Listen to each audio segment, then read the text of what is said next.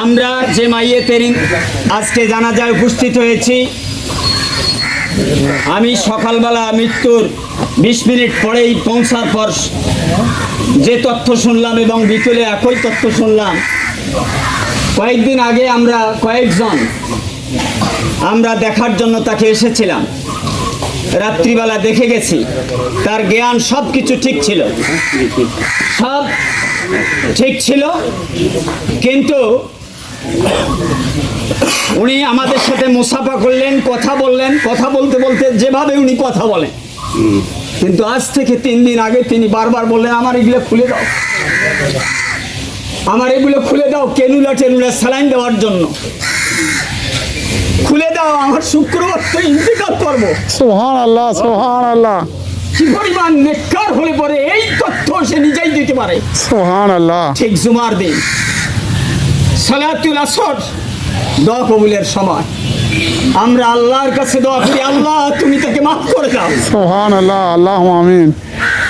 তাকে কেন্দ্র করে আপনি আমাদের মেহেরবানি করে মাফ করে দিন। আল্লাহুম্মা আমিন। সম্মানিত উপস্থিতি, আমরাও একদিন ইন্তেকাল করব। আমরা সবাই এখানে যারা জানাজায় উপস্থিত হয়েছি 100% মুসলিম, কিন্তু আমরা মুসলিম হওয়ার পরেও কোরআন পড়তে পারি না। আজকে এই 60 বছরের কানায় পৌঁছে গেছে বয়স, আমরা কোরআন আজ পর্যন্ত বাংলা দিয়েও শেষ করতে পারলাম না। এরপরেও নিজের মনের ভিতরে লালন করে থাকে আমি জান্নাত যাব। সম্মানিত সুধী, আল্লাহ তাআলা আমাদেরকে এই কোরআন জানার, কোরআন বোঝার, কোরআন মানার, বাস্তব জীবনে, পারিবারিক, সামাজিক, রাজনৈতিক জীবনে ইসলাম মানার সুযোগ করে দেখ, তৌফিক দেখ। সকলে বলে আমিন। আল্লাহুম্মা আমিন।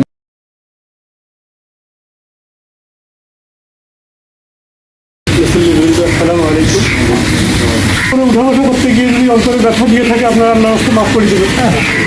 আর আমার বাবার জন্য দোয়া করবেন, আল্লাহ যেন পার্থিব জীবনের ভুল ত্রুটিগুলি ক্ষমা করে দিয়ে জান্নাতবাসী করেন।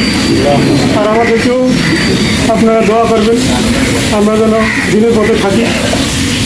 আর যদি কেউ ঋণ পেয়ে থাকেন আমাকে বলবেন, ইনশাল্লাহ আমি পরিশোধ করার চেষ্টা করবো। আর সম্ভব হলে মাফ করে দেবেন। আসসালামু আলাইকুম।